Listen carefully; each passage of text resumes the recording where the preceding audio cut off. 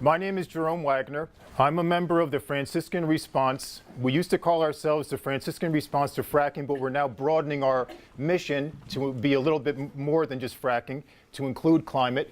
Just a little bit about me personally, so you have something to relate to. I grew up in Wayne. I worked for 30 years as an environmental engineer in upstate New York at a computing equipment manufacturer. I'm the father of 3 children, and I've been a climate activist and a fracking activist for 2 or 3 years at this point. Now, I'm here with some other people from the Franciscan Response. I'll ask Barbara to stand up and introduce herself. She'll be helping to carry on this event for us. Hi, I'm Barbara Stomber. I'm a former employee at William Patterson. I spent the first half of my career as the SGA financial advisor here, and the second half in institutional advancement, where I oversaw the Foundation Scholarship Program. So it's nice to see you all here. And we have Norbert Langer coming in now. I'll ask him to come on up here, get in the frame of the camera, which is a little bit closer to here, over here, and then just introduce yourself. We're just giving this some context for who we are. Okay. I'm Norbert Langer. I'm a member of the Franciscan Response to Fracking team from St. Mary's Church in Pompton Lakes. Very good. Okay, that's enough. That's enough, Norbert. You can go sit now. All right. Now, just a little bit about the Franciscan Response. We are a faith-based group. We're non-denominational, and we're action-oriented. So in addition to communicating between ourselves about the issues of fracking and climate and educating each other, we also engage in public activities like this, also screenings of movies like Gasland and Chasing Ice, and engagement with the local legislators. There's been activity at the state level related to fracking. We've been involved with those both here in town and in Trenton. So those are the kinds of things that we're interested in doing.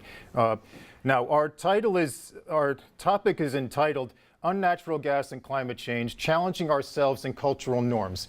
I'll speak first just for a moment to the idea of unnatural gas.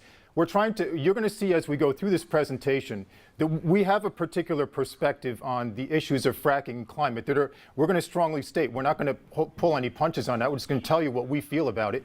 And the impression you will get as we go through this is that we feel at this point for society, natural gas and fossil fuels are something we need to be moving away from. In my estimation, we need to stop thinking of natural gas as our friend and start thinking of it as our foe. So the idea of unnatural is just to sort of break down the idea that natural is good, let's embrace it, okay? So that's the reason we've included that in the title. And now as we go through this also, since we're faith-based, and even in the description of this lecture initially, there may have been the word morality. Okay, so I would hope that what we come across with here is morality as an opportunity to align ourselves with nature and let's say, conscious design, God, whatever, and not to think of it as a guilty thing, not something to make us feel guilty. Granted, there may be some guilt to spread around on this, but let's also think of morality as being what would work better for us, globally, nature included, and how can we get ourselves there?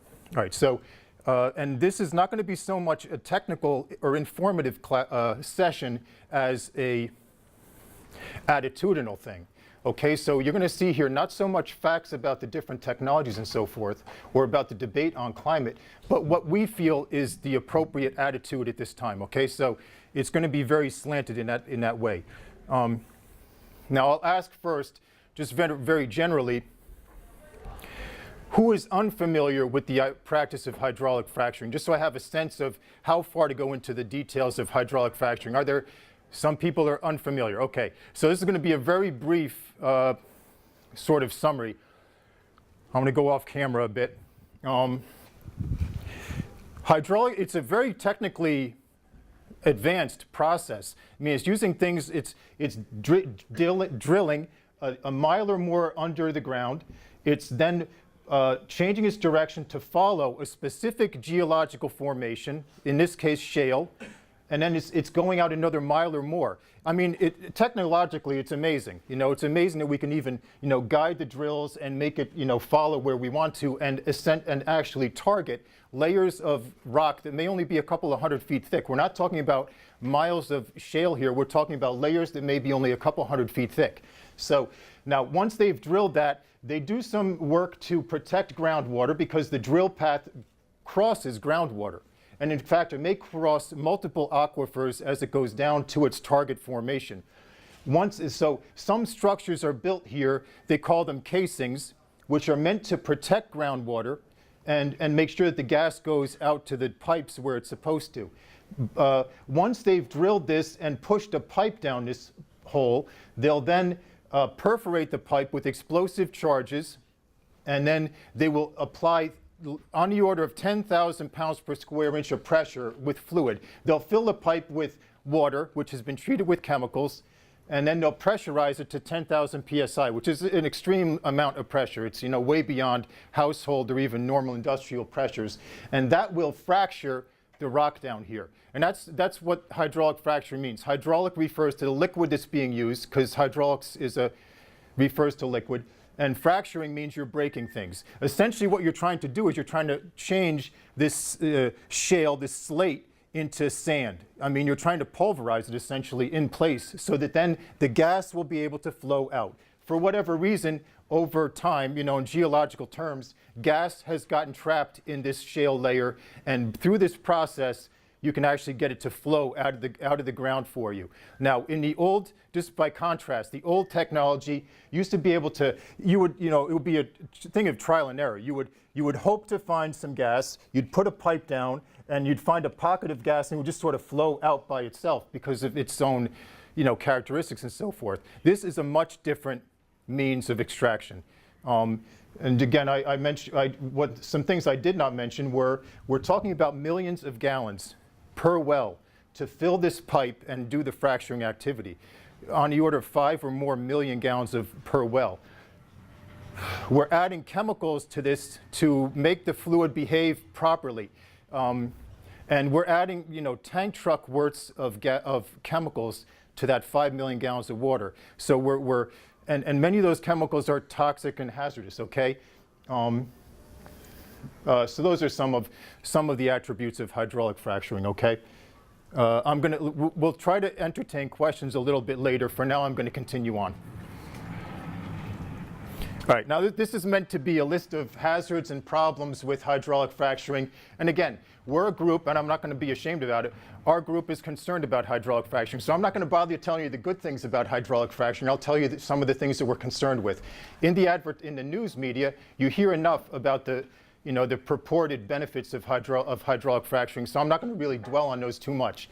I'm not going to try to go through this list, one by one. I'll point out a couple of things. The failures are expected. Again, we're using man-made technologies and structures to try to make nature behave the way we want it to. The casings that I talked about, which are supposed to protect groundwater, they're known to fail at a rate of up to 6% right from the get-go. Okay, so right away, and if the casing is not adequately done, you could then have migration of natural gas into drinking water. And then over time, because you're using cement and steel and so forth, and because the ground is really not as solid or as static as you might think. I mean, things shift around, they move, the well casings can all be expected to fail over time. So what we're doing is we're creating conduits or means of getting natural gas into groundwater, our drinking water sources, sort of pervasively. All right, that's one point. I'm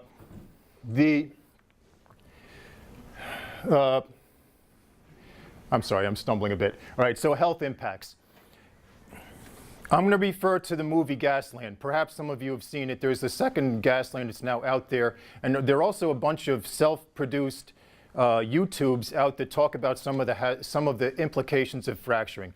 People who live near either drill sites or compressor sites have reported things like cancer incidents, peripheral neuropathy, nausea, things like that. So the point is that the chemicals, when I guess I didn't emphasize this enough, the chemicals that are put in the water to help with the fracturing, some of them are mutagenic, some of them are carcinogenic, some of them are contact hazards, some of them cause respiratory upsets, disturbances and so forth. So the chemicals that we're using in the water are themselves hazardous. So again, that's part of why we end up with some public health risks. Not only that, but also these wells in many cases are being drilled right in communities, in residential areas, in relatively congested areas. So again, it's not necessarily all being done out in the hinterlands where no one is except the animals, but some of these are being done in very neighborhoods. I'll just refer now to regulations. Back in 2005, the Energy Act that was passed back at that time exempted hydraulic fracturing from a host of environmental regulations, essentially all of the operative environmental regulations. There are explicit exemptions from water protection, air pollution prevention, safe drinking water, promotion, and hazardous waste disposal. And again, so basically the game was set up so that the people doing the drilling and exploiting that resource for us were exempted from a lot of regulations that are just inherent and that we had built over the past generation and had come to rely on. So also the state networks, the state regulations are also somewhat incomplete. I mean, just as some examples.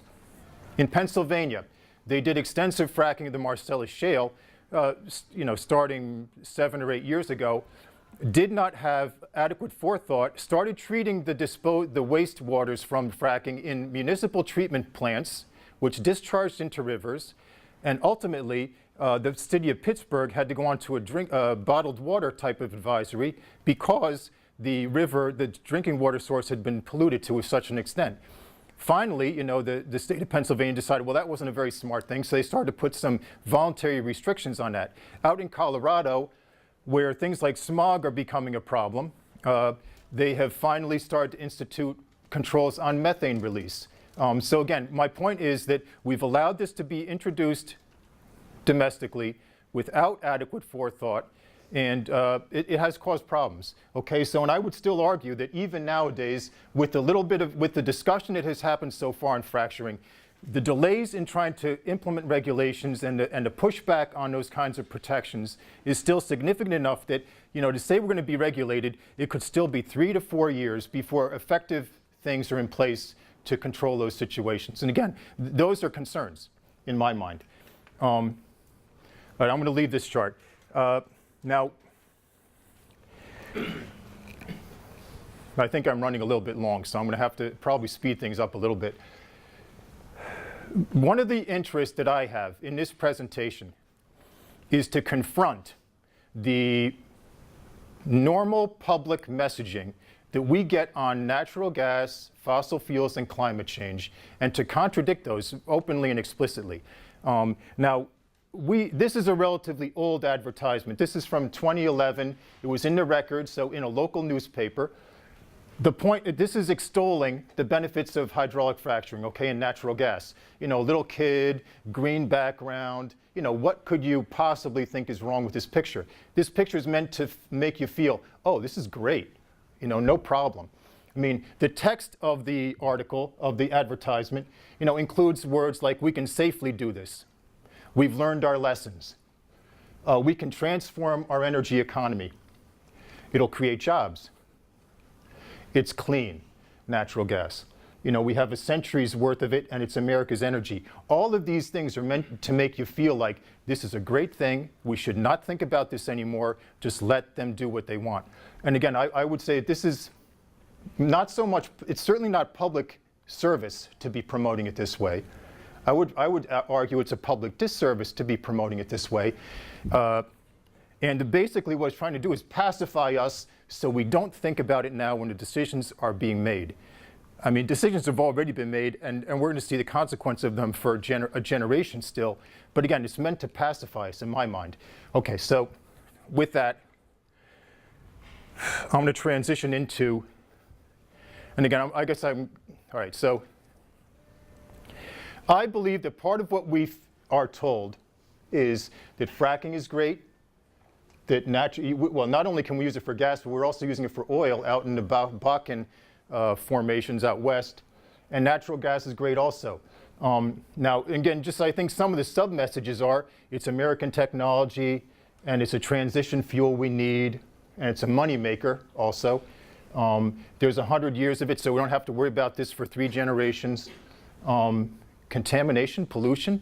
I mean, industry still argues that the processes do not cause contamination and pollution. But again, right, so, and then, we need this, just like we need this.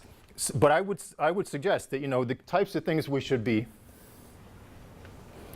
I think, the message in my mind is no. We have to start breaking our belief in those messages. Fracking pollutes inherently trillions of gallons of water, which eventually we're going to need for other purposes. By investing in pipelines and drilling, we're using those materials to build those infrastructure instead of building, wind towers, wind turbines, and that kind. So, and not only that, but we're losing the opportunity of putting that technology in place now. So the opportunity cost of fossil fuels and natural gas and fracking is incredible. A point that I did not make earlier sufficiently was that natural gas is 95% methane. Methane is a much worse global warming species than carbon dioxide, like on the order of 87 times worse in a short time frame, a little bit less in a longer time frame, but I'm focusing on a short time frame. So not only, and one of the problems with natural gas, being a gas, it just wants to escape. You punch a hole into it, it just wants to escape. So right from the get-go, making the system leak tight from from extraction through distribution and use is very difficult. That's another downside of natural gas and fracking. There have been reports of many leaks in a lot of distribution networks. And the last point here is that adequate wastewater treatment of the waste coming back from fracking is virtually impossible. I worked as an environmental engineer. We actually entertained treating frack waste at our industrial site, so I got the chance to work with some of it on a bench scale and just to study it. And it's a very complicated mixture. It can include radioactivity. It has high salinity, like in the ocean, salt content. It has heavy metals. It's just a mess to try to clean up. So it cannot be done, and it's not being done adequately in industry at this time. Just a couple of pictures. The New York Times is a good source, I'm going to suggest, for information on climate and fracking and so forth.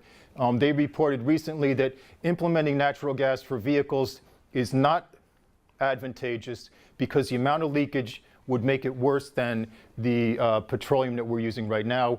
And just relative to the United States pushing fracking elsewhere, there is resistance elsewhere. I mean, you've heard about resistance here in the United States as well, but that kind of resistance shows up globally.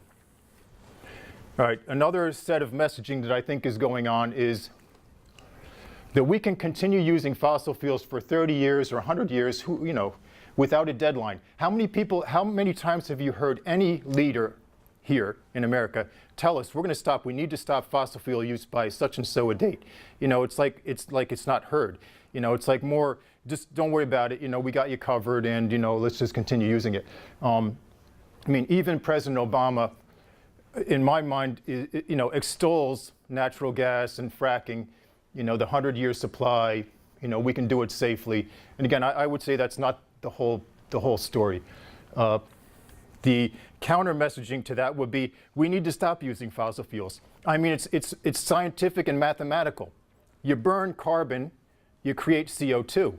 It's stoichiometric, it's chemical, it's physics, And then once you start to increase the composition, the concentration of methane or carbon dioxide in the atmosphere, that also has a direct and mathematical relationship of increasing the amount of heat that gets trapped from the sun and doesn't get to escape, and thereby increases the temperature of the earth, the environment. So in a sense, it's to think it's not going to happen is just sort of lunacy.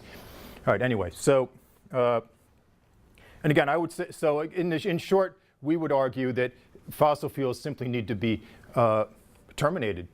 We need to find a way to stop their use. Now, again, just on the line of dissent and opposition, back at the beginning of March, a month from today, there was a gathering of 1,000 young adults in Washington, D.C., protesting the Keystone XL pipeline, and 398 of them chose to be arrested on that day to make a statement of their objection to that idea of continuing fossil fuel use. So again, that's the kind of thing that kind of statement, no, we need to stop using, I think needs to be made very forcefully.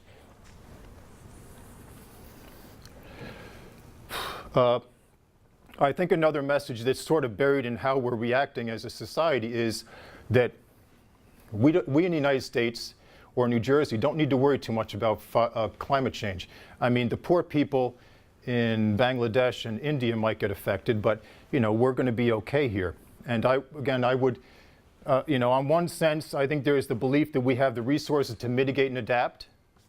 That we can buy our way out of trouble. That may be true for some people, the so-called 1%, but anyway, all right, then, anyway, so I think that, also the idea that technology might ultimately save us as well. We'll come up with a technical fix that takes care of this, whether it's geoengineering or something else. And again, I think that's part of what plays into why we don't have to worry about it and deal with it right now. Plus, I think that other things, perhaps with good reason, jobs in the economy is stated as the short-term immediate need. And I think, those of us who either are unemployed or need to get employed soon, that would be a real concern. But again, so I think that sadly, climate gets displaced from some of our current day thinking. Now, I would say, though, that we are already threatened. We saw Superstorm Sandy. It did destruction out at the shore and elsewhere. Even in Wayne, I'll show you some pictures of some places in Wayne which are indirect victims of climate change. Even the United States government, the Department of Defense, has concerns related to climate change. In what they call their quadrennial report, they talk about energy and climate as one of their key strategic concerns, because of the potential for increasing instability around the world and the need to sort of change their missions from being, traditional military type things to being humanitarian support. And again, the weather, I guess I've become more attuned to the weather. Maybe I see it a little bit differently than other people, but just the variations in temperature over the past couple of months. Granted, we had a lot of snow, we had some cold days, but also the snow melted, often melted between the various snowfalls, so there wasn't a continuous buildup of snowpack and so forth. So I would say that even empirically, we see changes in weather and climate around here to where, you can start to wonder, are things going to bloom? At least I start to wonder whether things are going to bloom normally this coming spring. Just on the theory again of we're already threatened. These are a couple of properties in Wayne. This is one where, again, the state or the local governments have bought out homeowners in a number of flood-prone areas, which I guess is a good thing. But so you see in certain communities, the houses have been razed. They've been taken down. The people no longer live there. The community now has a hole in that area instead of the people that used to be there. In another instance, again, you can only imagine or guess what happened with this family. But again, people where their former homes just are not really occupiable anymore, either for whatever reason. It could be a variety of reasons. Part of what this gets to for me is that when the 100-year storms start coming every 10 or 15 years, it's going to be freaking depressing to keep up with that kind of repair and replacement and, getting your life back together. It's just going to be depressing. And then there were pictures from New York City, water coming out of tunnels, subways you couldn't get into. There were some pictures of scuba divers in the subway system. I didn't show them here because I was wondering if they were, photoshopped. But, they may well have had scuba divers down in the tunnels of the subway system after Superstorm Sandy. So we are threatened now.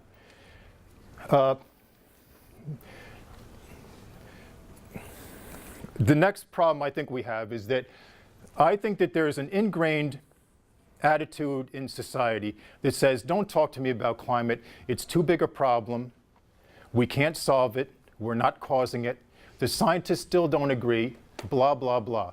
You know, and I think that that's a major problem. So I would counterpose that with, if we remain silent, we're dead on this issue of climate change. We have to break the silence. And I mean, for me, it's as simple as I don't even talk to my family as freely about climate as I'm doing right now, okay? So I have personal shortcomings in that area as well. But I think it takes talking to whoever you're comfortable talking to whenever it happens about, you know, how can we get out of this jam? You know, so again, denial is not a strategy for sustainability. There's an activist called Tim DeChristopher who served over a year in prison for a climate-related action. And his statement is that climate change is the context of our time. You basically can't get away with it. It's in the background. It's the elephant in the room. You can choose to spend your time on other things, think about other things, you know, entertain yourselves other ways. But in some way or another, climate is in the background, no matter what we're doing now. And sadly, that's, you know, my generation and generations before me sort of brought us to this point. That's where we are. You know, that's just sort of the sad state. This is my last chart, and then we'll do something different. I think that there's a conception that there's no future without fossil fuels. I've heard of, well, anyway, so the renewables aren't ready, they're too costly, they can't supply our energy-intensive lifestyle, they certainly couldn't run a factory, et cetera. And I think that's, again, I could be wrong, but I think there's that conception that we simply need it to continue our current way of life. And again, I would say, obviously I would say no, no, no. All right, so we have to believe that there's a future without fossil fuels. We simply have to. We have to believe it, and we have to imagine it, and we have to make it happen. And I'm not saying it's easy. You know, it's going to be painful in a lot of ways. But I don't think there's any choice. We simply need to get there, and we simply need to create it. You know, whether that means getting into, you know, being more supportive of renewables, you know, it means unleashing our own creativity, you know, finding things that we feel, ways that we feel we can plug into the movement, I'll call it, in our own unique way, you know, contributions we might make and so forth that might be unique and, you know, help. We could, I mean, very often, I found this by working with the Franciscan Response group. When you're with people who have a similar view, yes, let's do something about climate change, and you work with those people, it's very empowering, it's very sustaining and nurturing, and it's energizing. You know, when you're feeling down, they're feeling up, you know, and somehow you all come, you know, you all get energized again. So, I mean, finding a group to be with is very important. So, you know, you have the Climate Action Committee here at William Patterson.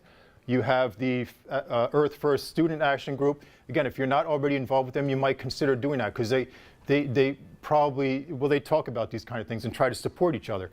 350.org is another important group that's been around for a number of years. Sorry? They're downstairs. Right. Oh, yeah, right. So there's some groups downstairs that are, you know, involved in this issue. Climate Mama, 350.org. So you might want to visit them later on. Another way to sort of get involved is to just pick a campaign and sort of support it. One campaign that I'm involved in is the Keystone XL pipeline. So I've been to Washington, D.C. a number of times. It gives me something to focus on, learn, that's, you know, chunk it out in some kind of reasonable size. You might, you know, then take some action or try to educate yourself on. To be educated about the whole thing is pretty difficult. But so picking an issue, there's going to be an LNG port out near the shore. You know, maybe that would be a bad idea. There's an LNG, a liquefied natural gas port being put in Cove Point, Maryland. You know, for people who are interested in that area, that might be another area, you know, campaign to plug into. So again, one way to get involved might be to find a campaign and get involved with that. These are my last two graphics for now. The couple, they were able to buy 2 electric vehicles, and they're using their residential solar array to power up their vehicles. I mean, for a lot of people, you might put in a solar array, connect it to the grid, use the electricity during the daytime when you need to or whatever. but then not think of connecting your car. So these guys have made sort of, divorced themselves from the normal power plant by supplying the energy for their car also. Again, the challenges of how do you heat your home, how do you have a vehicle, those are pretty important challenges. But these guys have decided that that's one way that they can do it, is to take care of their own transportation needs through solar. And this is just on the subject of envisioning a future. I work also with a group that's concerned about Indian Point on the Hudson River. And so from work, this is from one of the artists associated with that group, we just have to start to imagine, could things still be good? Maybe they could be better, in a lot of different ways. I think it just challenges us to, think in different ways and hope for that. How about any questions regarding Jerome's lecture? I mean, even things that you don't disagree with. I mean, we need to be honest about these things. I mean, we probably won't agree on all the details of how we'll get to a fossil fuel-free world.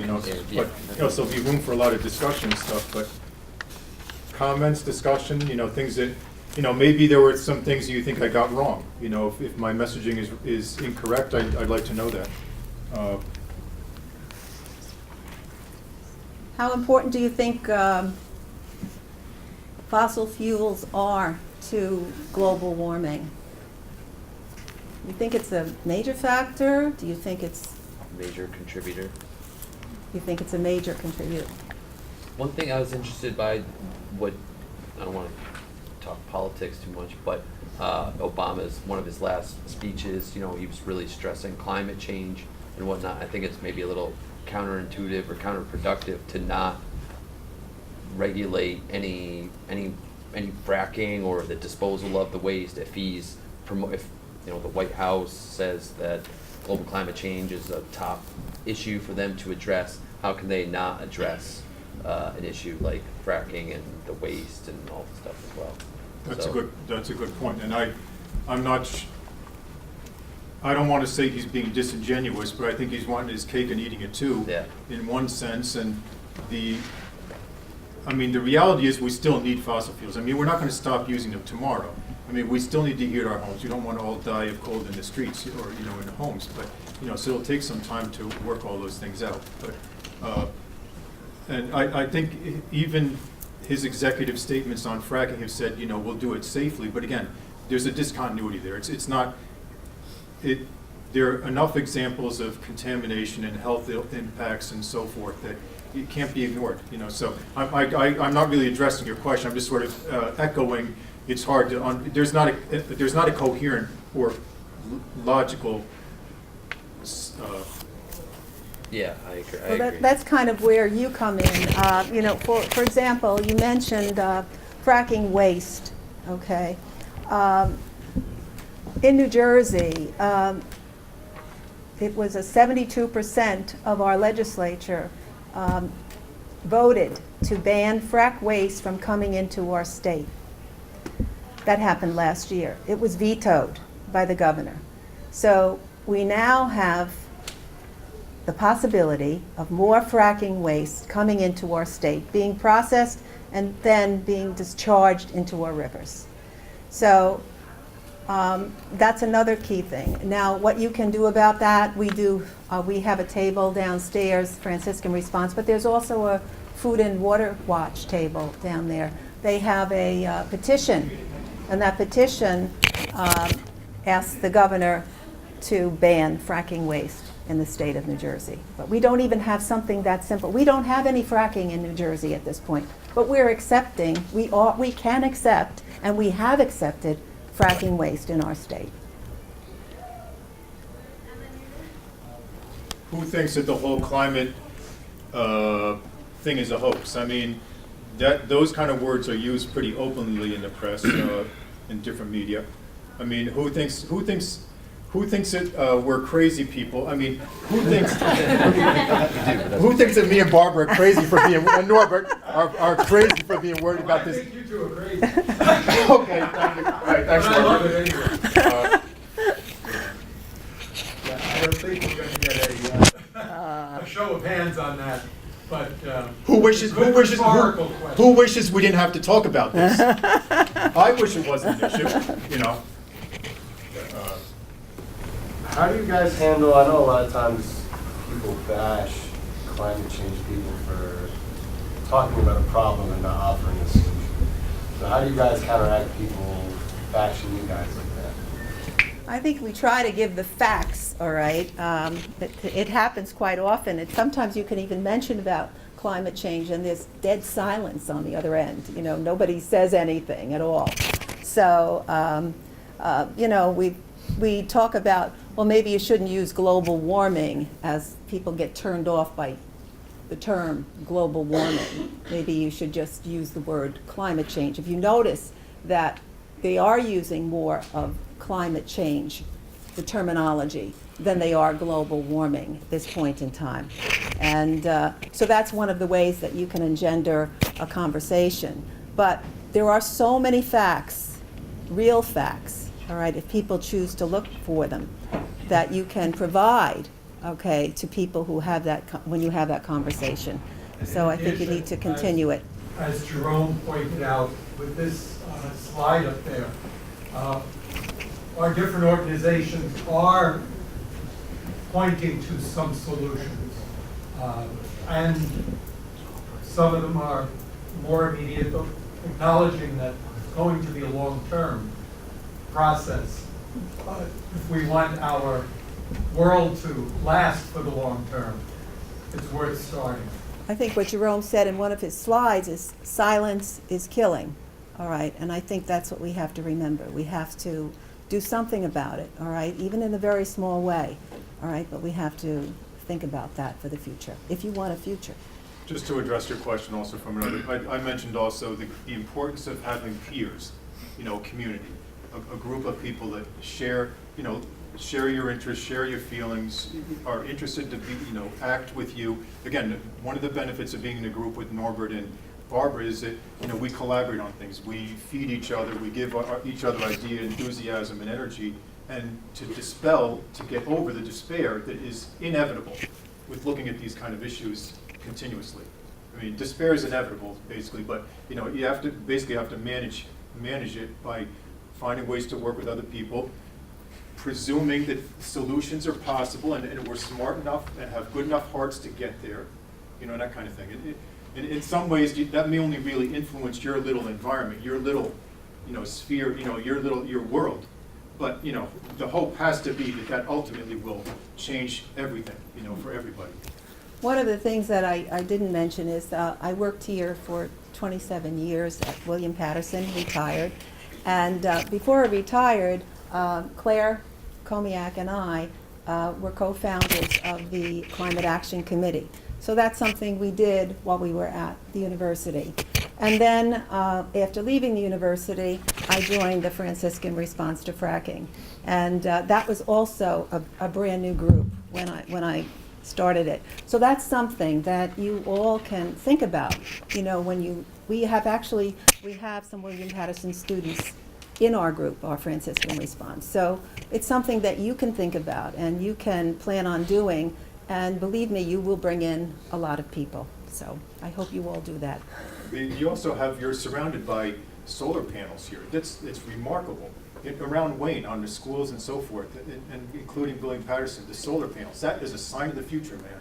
That's a sign of where we want to go, man. You know, I mean, and it's right there. I mean, so if you need something to look at to say, we could do something about this, all you gotta do is see those things and say, yeah, man, that's what we want, you know.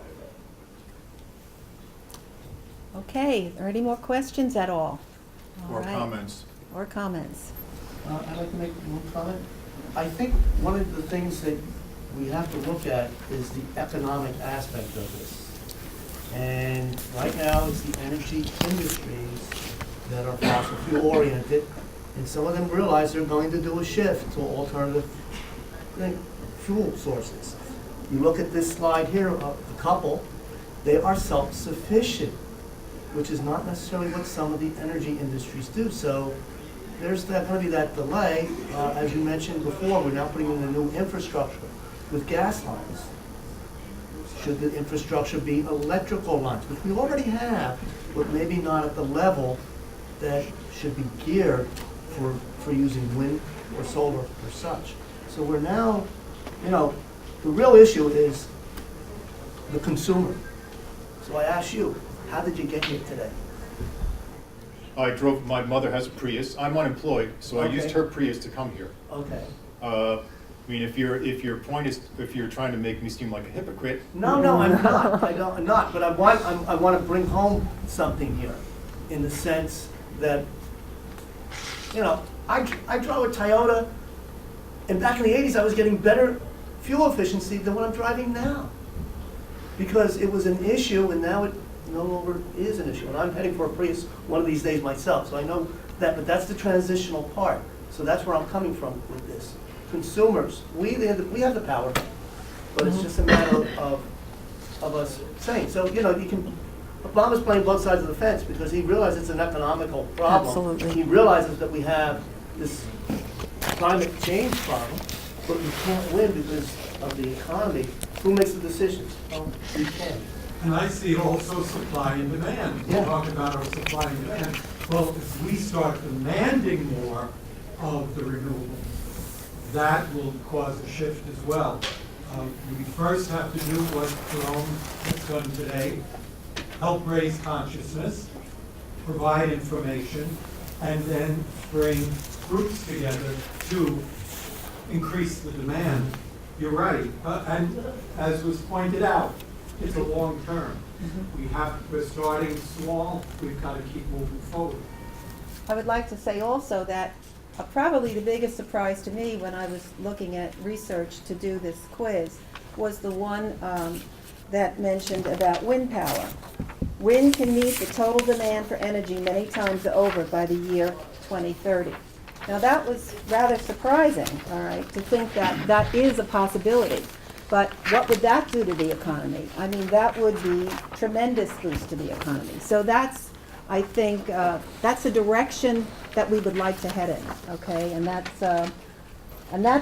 was done, that study was done by the Stanford School of Engineering and the University of Delaware. That's a recent study if you'd like to check into it, because it's, to me, it was rather surprising. And I'm kind of involved in these environmental issues, and that was a surprising study. I'm going to make a couple of comments. I've been concerned about this for a number of years. I still am not a perfect practitioner of fossil-free living. It's a process. It's something we sort of grow into. Eventually, you know, you decide, well, I'm going to try not using as many plastic bags. I'll bring my own bag to the store. You know, you do little things like that, and you see that they work. And you know, you decide that they help, and you look for the next thing to try. My mother, again, I'm unemployed. I live at home with my mother again now. Right? She allowed me to sign up for wind power through PSE&G, so I did it. You know, and we're gonna pay. We're gonna pay a little bit more, but those are little steps that we've taken to at least, you know, continue on some kind of sustainability thing. You know, and anything, whether it's composting, whether it's taking the banana peels and, you know, carrot trimming, you know, shavings from home and putting them into compost instead of putting them in the trash and going to the landfill, those are still the kind of mindset we need. So there's so many different ways to start to whittle away at the problem and to get us into a safer, more sustainable place. You know, whatever that happens to be. Driving less, carpooling, use a bus, you know. So those are all valuable things. Although there are also people that are my peers that say we have to be taking heroic actions. We have to sort of stop thinking that the little things are enough. But again, it starts with starting with the little things, starting with what you can control yourself, and then, if you're so inclined, thinking of the, you know, being the visionary, or being the one who heroically stand up in some particular situation. So, I mean, there's a whole range of possibilities. Okay, so if you want to get more, we have another question. Sure. I just have a quick comment. Sure. Things like Hurricane Sandy, they're a game changer for climate change.